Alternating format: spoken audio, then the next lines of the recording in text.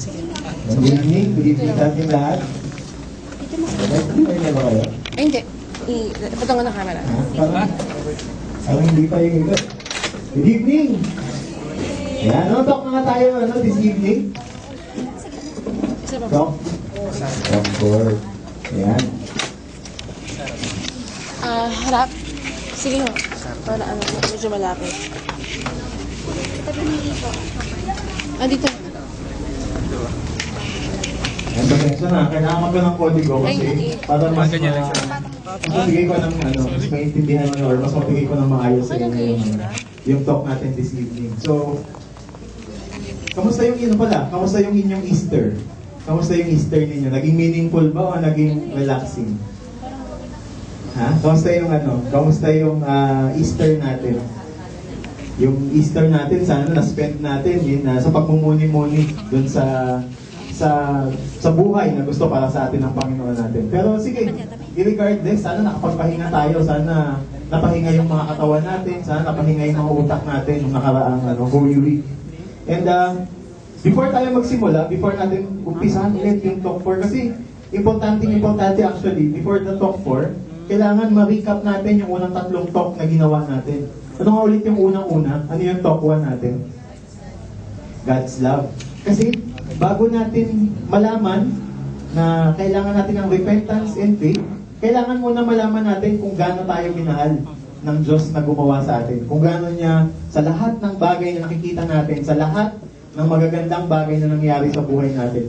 Ito yung regalo ng Panginoon sa atin. At dahil dito sa mga bagay na to, sa mga kaibigan natin, sa mga pamilya natin, sa lahat ng magagandang bagay, at minsan yung mga bagay na mas nagpapatibay sa atin bilang isang tao, ito yung mga magagandang biyaya ng Panginoon sa atin.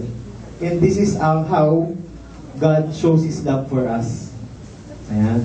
Tapos yung pangalawa, ano nga yung talk number 2 natin? Who is Jesus Christ? Ayan. And yung pagmamahal ng Panginoon na yun sa atin, ang perfect manifestation nun ay kay Jesu Cristo. Na lahat, di ba? Sino yung nakapanood ng Passion of Christ? Pinanood niyo ba yun ng Holy Week? Yan yung pinakasikat na palabas pagka Holy Week na nare-reflect sana natin na bawat sugat, bawat latay, bawat hampas, suntok, dura na nangyari kay Kristo ay hindi lang yung ginawa ng mga tao noon at yun din yung mga ginagawa natin sa Kanya. Na tayo, dahil sa mga kasalanan natin, we should be punished. Tayo dapat yung ginaganon. Pero dahil sa sobrang pagmamahal sa atin ng Diyos, through Jesus Christ, inako niya lahat yun. Na imbis na tayo yung pinapahirapan na gano'n, na tayo yung papatayin dahil sa mga kasalanan natin. He was the sacrificial lamb for all of us. And ano ulit yung talk number 3 natin? Meron ba makapagsabi? Yung last, bago tayo nagbakasyon. Ano siya? And the Christian ideal of loving God. Ay, ano tama? What it means to be a Christian, sorry.